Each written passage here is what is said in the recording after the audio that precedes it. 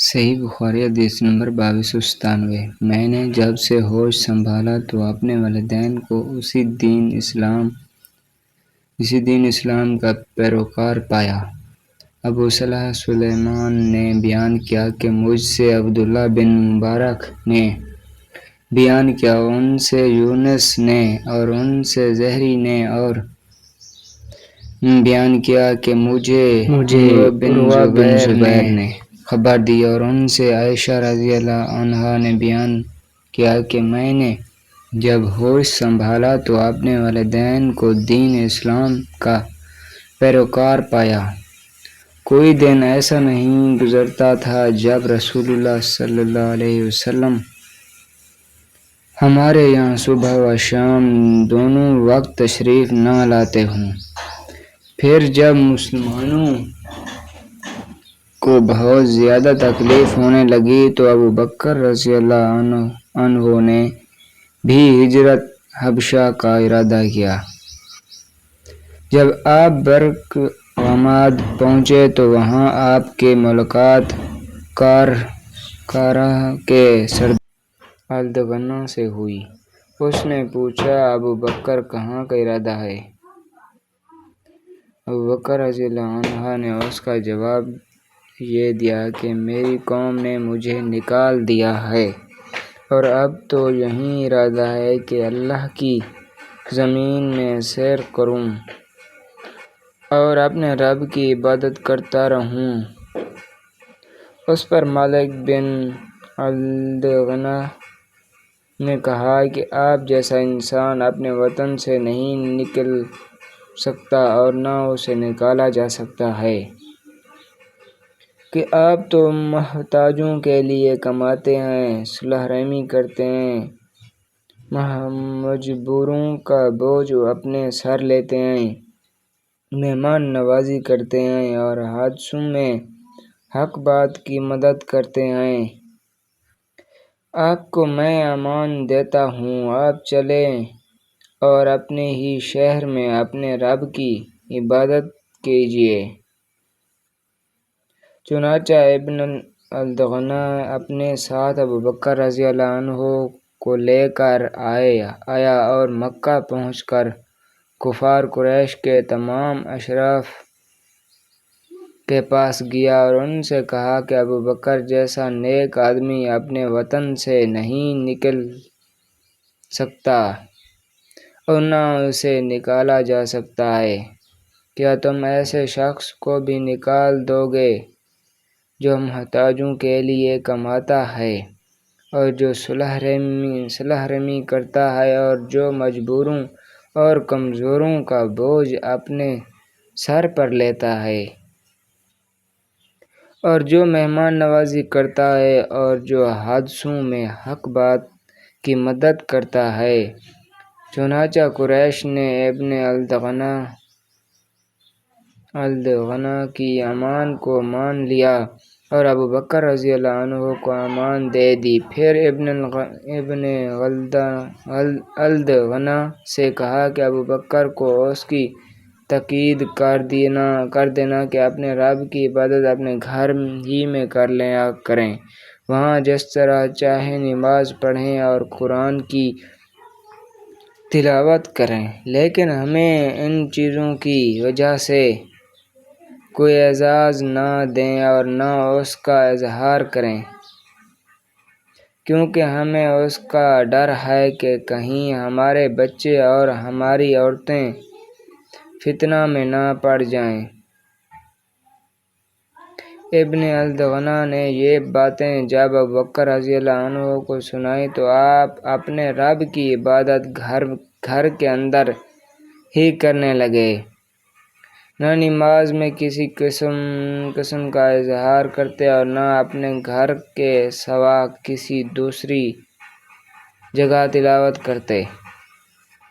پھر ابوبکر صدیق رضی اللہ عنہ نے کچھ دنوں بعد ایسا کیا کہ آپ نے اپنے گھر کے سامنے نماز کے لیے ایک جگہ بنا لی۔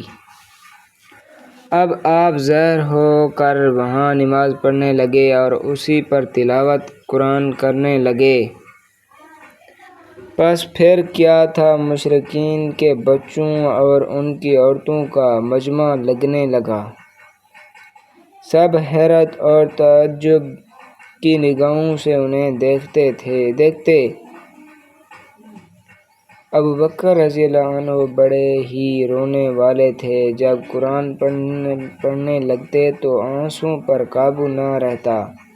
اس صورتحال سے اکابر مشرکین قریش گھبرائے اور سب نے ابن الدغنہ کو بلا بھیجا۔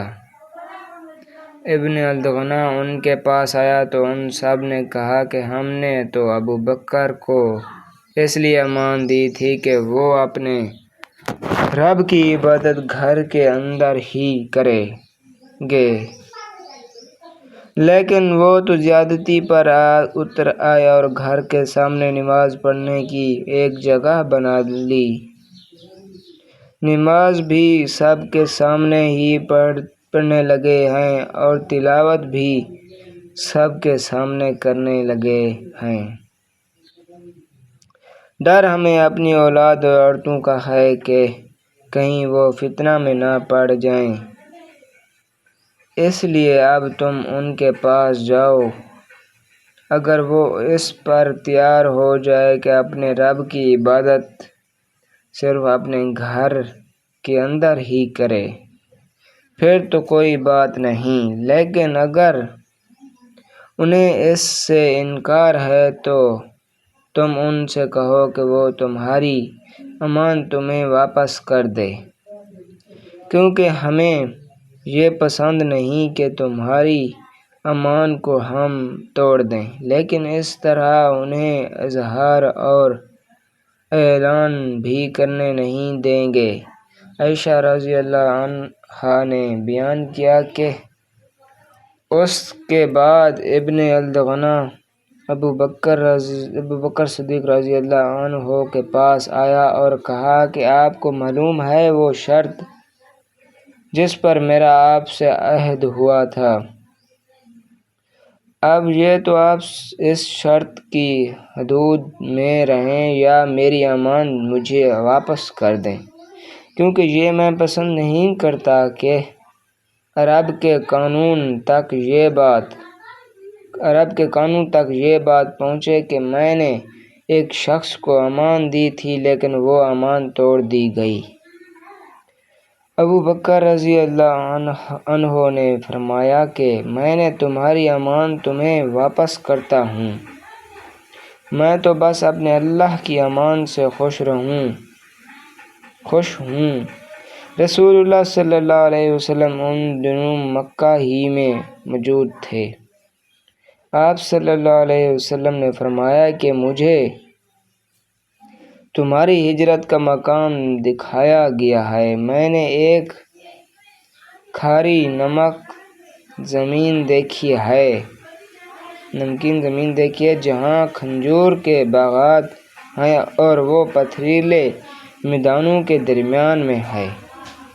جب رسول اللہ صلی اللہ علیہ وسلم نے اس کا اظہار فرما دیا، جن مسلمانوں نے ہجرت کرنی چاہیے وہ پہلے ہی مدینہ ہجرت کر کے چلے گئے،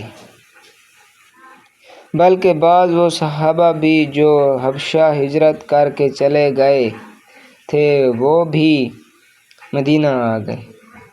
ابوبکر صدیق رضی اللہ عنہ بھی ہجرت کی تیاریاں کرنے لگے تو رسول اللہ صلی اللہ علیہ وسلم نے ان سے فرمایا جلدی نہ کرو، امید ہے کہ مجھے بھی جلدی ہی اجازت مل جائے گی۔ ابوبکر رضی اللہ عنہ نے پوچھا میرے ماں باپ آپ پر فدا ہوں، کیا آپ کو اس کی امید ہے؟ آپ صلی اللہ علیہ وسلم نے فرمایا کہ ہاں ضرور۔ چنانچہ ابوبکر صدیق رضی اللہ عنہ رسول اللہ صلی اللہ علیہ وسلم کا انتظار کرنے لگے تاکہ آپ صلی اللہ علیہ وسلم کے ساتھ ہجرت کریں۔ ان کے پاس 2 اونٹ تھے، انہیں 4 مہینے تک وہ ببل کے